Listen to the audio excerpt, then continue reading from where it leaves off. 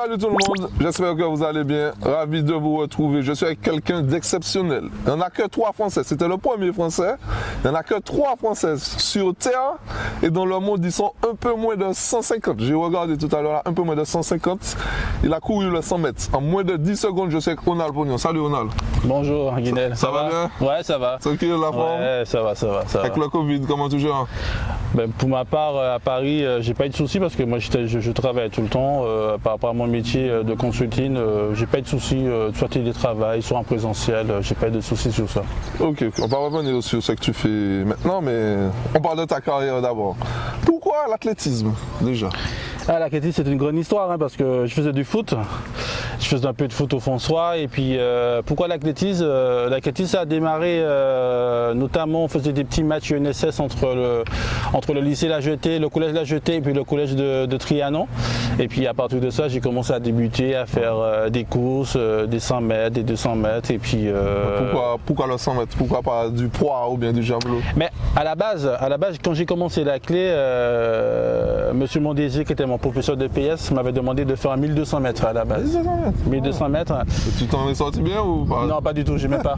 J'avais la vitesse. Ouais. Et puis j'ai préféré faire le sprint, mais plus le 200 mètres. Parce que le 100 mètres, je ne savais pas courir en 100 mètres, j'avais pas de départ. Ouais. Et du coup, je préférais plus le 200 mètres avec le virage.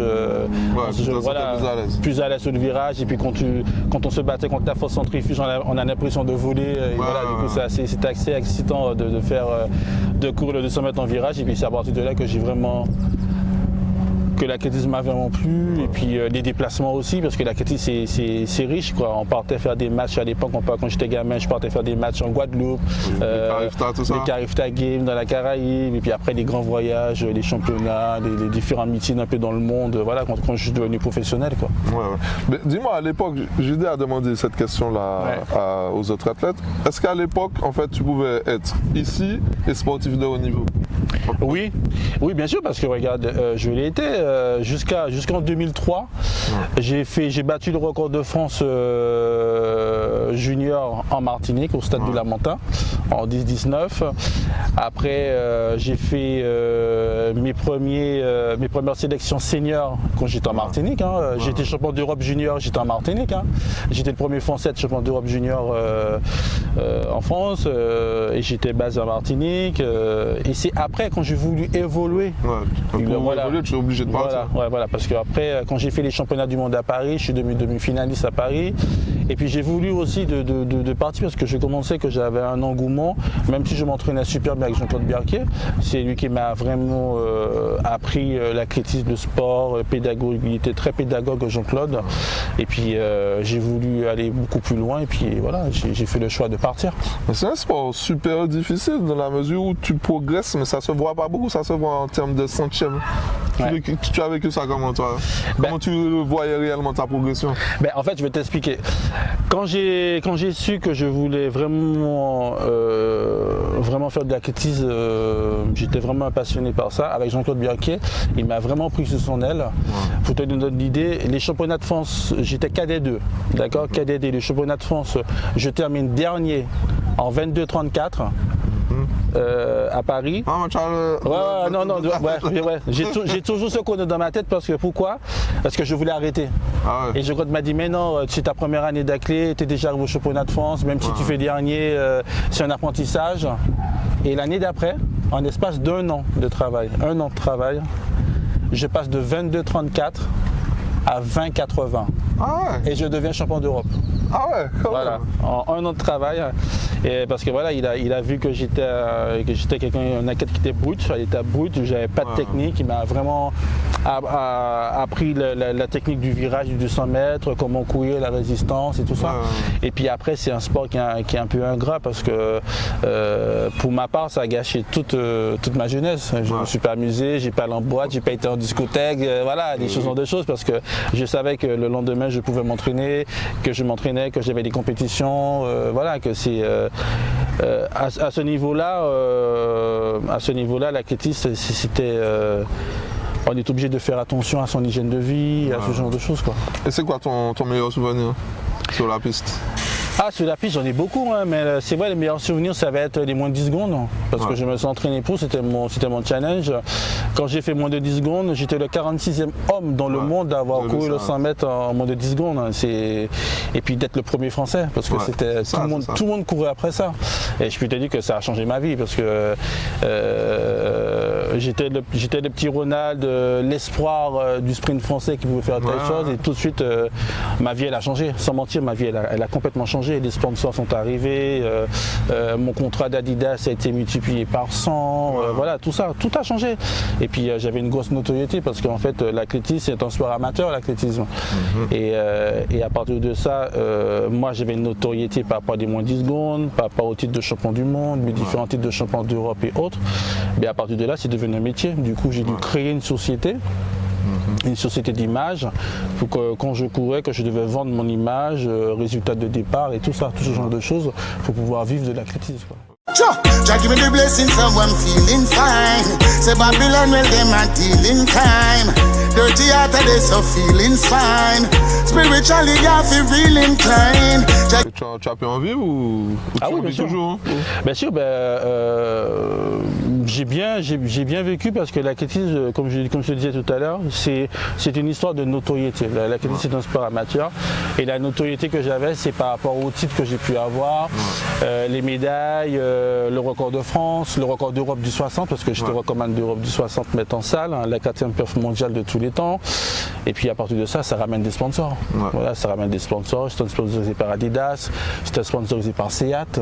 Voilà, j'avais des Leon tous les 2-3 mois, j'avais une nouvelle Seat. Voilà, le groupe Volkswagen, j'avais Gaz de France, la France des Jeux. Tu avais quand même la tête sous les épaules pour pouvoir gérer tout ça. Ah ben oui, bien sûr, parce que moi je pense que c'est grâce à l'éducation franciscaine et robertaine de mon père et de ma mère qui m'a permis de... En fait, à la fin de l'interview, il faut rester, je vais vous donner son secret pourquoi il était aussi fort.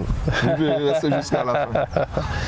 Et puis voilà, mais c'est vrai qu'au tout début, quand on voit qu'on a beaucoup d'argent qui arrive comme ça, on peut vite péter les plombs. Mais après, moi je suis quelqu'un qui est assez solitaire aussi dans ma tête, je suis assez calme.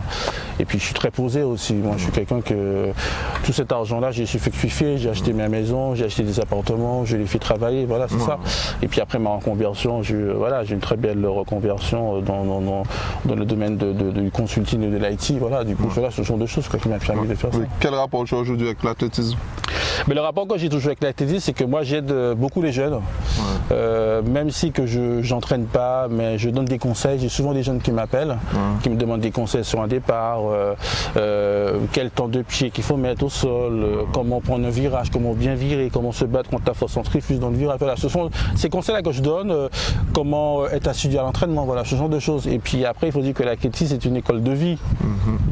L'athlétisme, ça te conditionne. Moi, pour ma part, l'athlétisme m'a conditionné. C'est ça qui m'a permis. Moi, je suis un challenger. Même dans le boulot que je fais maintenant, je suis challenger. Je vais aller chercher les contrats, les gros contrats, voilà, ce genre de choses, quoi. C'est quelque chose qui m'a appris à être l'homme que je suis maintenant, quoi. Ok, mais tu es loin des pistes alors, tu vas pas dans les meetings, des trucs comme ça? Je vais de temps en temps, souvent j'inaugure des stades, par exemple j'ai un stade qui a porté mon nom il n'y a pas longtemps là, sur une petite ville, le Creusot, voilà, ce genre de choses, j'inaugure des pistes, j'aide beaucoup la reconversion des anciens athlètes qui sortent du boulot, du coup j'échange avec eux, ce genre de choses, quoi. Tu as de la chance parce que le Covid a fait, donc ça je devoir depuis l'année dernière, j'avais déjà fait une préparation, je devais te rencontrer sur la piste, qu'on puisse faire une course à deux, mais tu sais, après je voulais pas froisser l'image du champion et tout, je me suis dit non, il ne faut pas te faire ça.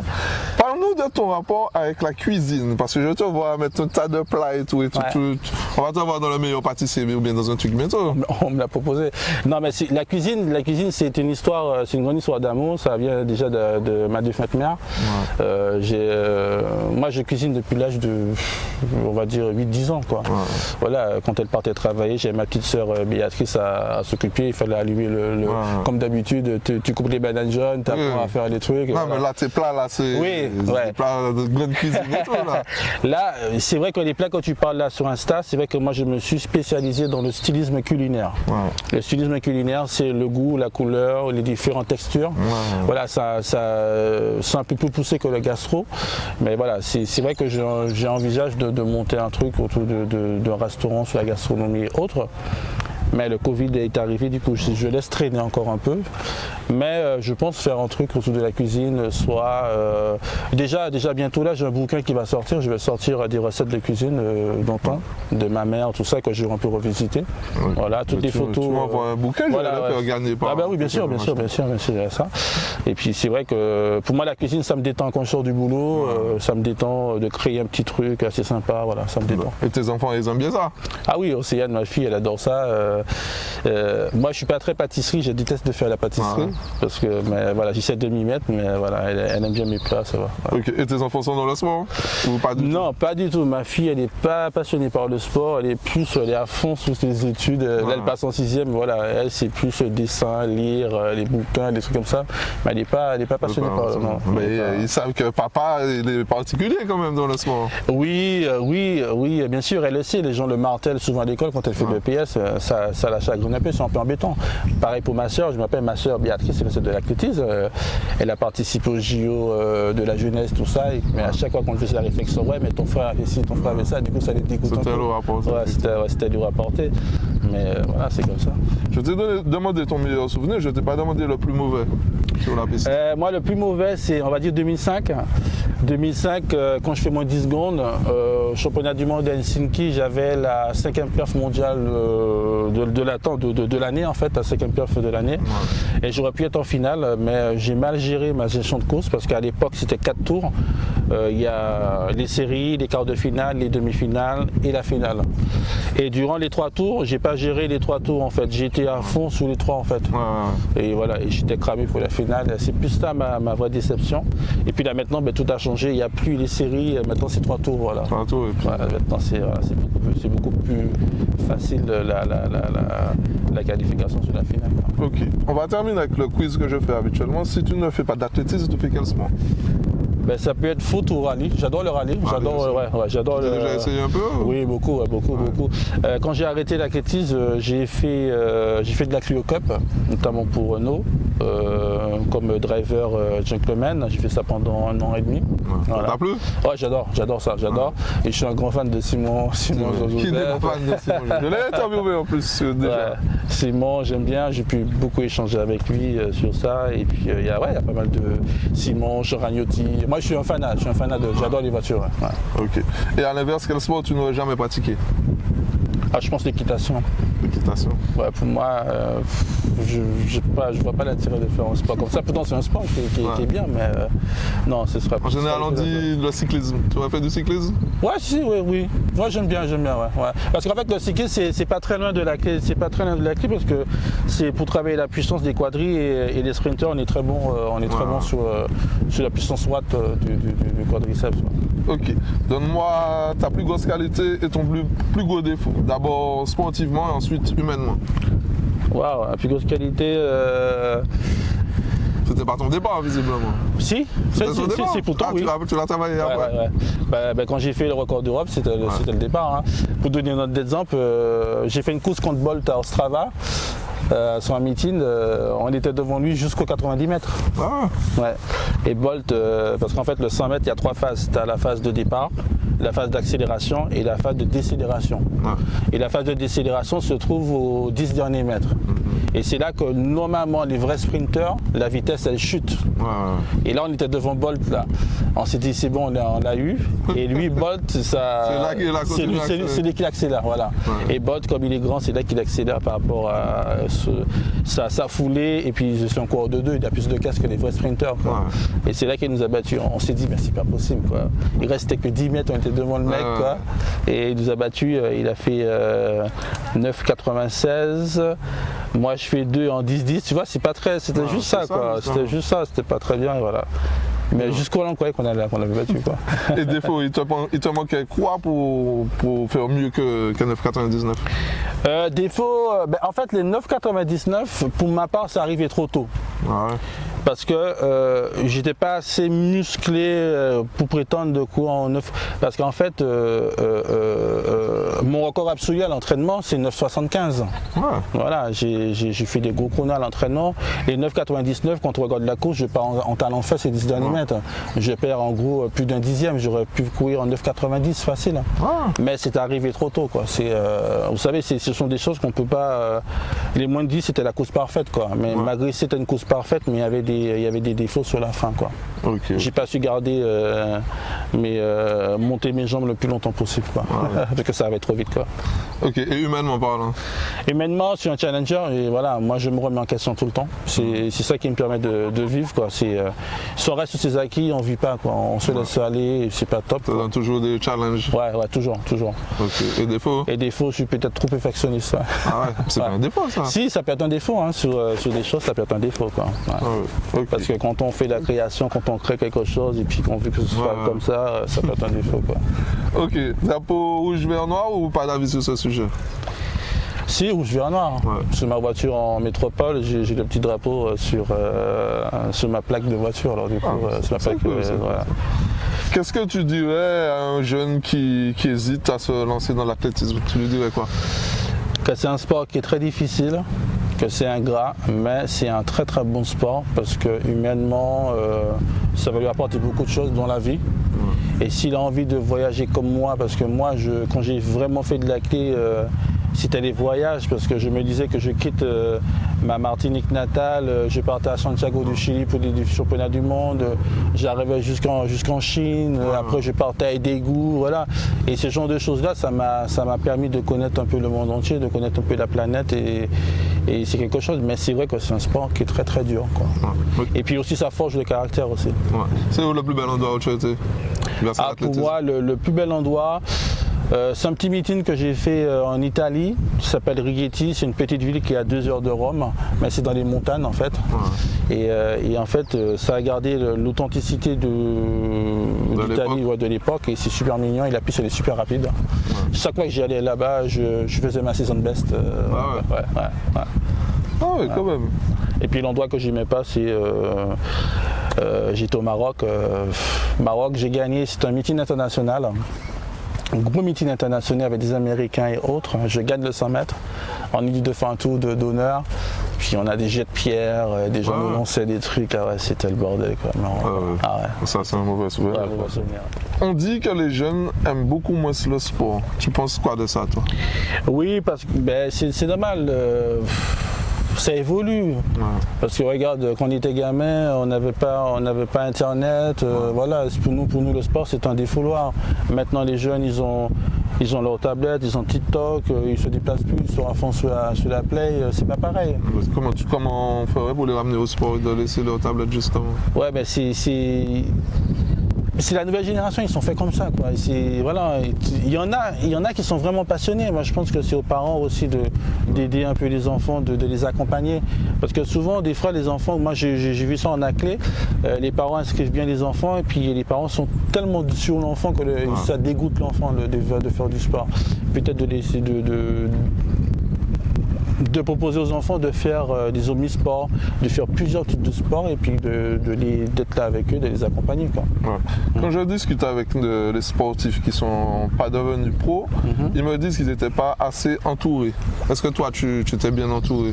Niveau famille, niveau coach, tout ça? En fait, pour ma part, quand je dis devenir pro, c'est quand on a franchi un cap. En fait, moi, dans ma conception dans le sport, on fait d'abord sport pour un loisir, d'accord? Ensuite, on fait le sport quand on a un niveau national et autres. Et pour moi, le côté pro arrive, c'est quand on arrive à un niveau international. C'est là qu'on peut vivre de ça. Et moi, je parle pour l'athlé. C'est vrai que l'athlé, c'est un sport amateur. Et souvent, il y a beaucoup de jeunes qui délaissent tout, qui se consacrent à l'athlétisme et qui n'arrivent pas à atteindre le palier pro. Et du coup, ça peut les dégoûter parce que d'ailleurs, ils n'ont pas d'emploi, ils ont arrêté le boulot, ils n'ont pas fini leur scolarité. Des fois, ça peut être embêtant, quoi. Mais après, pour ma part, pour mon entourage, j'avais mon entraîneur quand j'étais passé pro. Mon entraîneur, j'avais J'avais deux managers, un manager d'image qui jouait mon image, un autre qui me plaçait sur différents meetings. Voilà. Et puis, comme je t'ai dit au tout début de l'émission, j'avais une société. Parce que quand on passe pro, on est obligé de créer une société. Et cette société-là, j'étais le chef de ma société. Et à partir de ça, j'avais des médecins qui me suivaient, j'avais mon ostéo. Pas de préparateur mental, non? Non, j'ai pas besoin de ça. J'avais simplement besoin d'un kiné, d'un ostéopathe,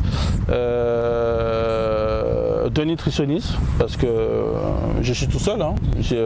Quand je suis au départ de mon 100 mètres, je suis tout seul. Quoi. Du coup, on est obligé d'être le plus propre possible. Quoi. Alors tout le monde, je vais vous dire pourquoi il était aussi fort sur la piste. Tout simplement parce qu'il est né le 16 novembre, tout comme moi. C'est pour ça qu'il était aussi fort. Voilà, vous savez le secret de Ronald Pognon. C'est pour ça qu'il était aussi fort. En tout cas, merci beaucoup. On devait le faire depuis l'année dernière. Au final, on le fait maintenant. Ça me fait plaisir. À la semaine prochaine, tout le monde. Profitez de la vie. Faites du sport tant que vous pouvez. Bye bye. Bye bye.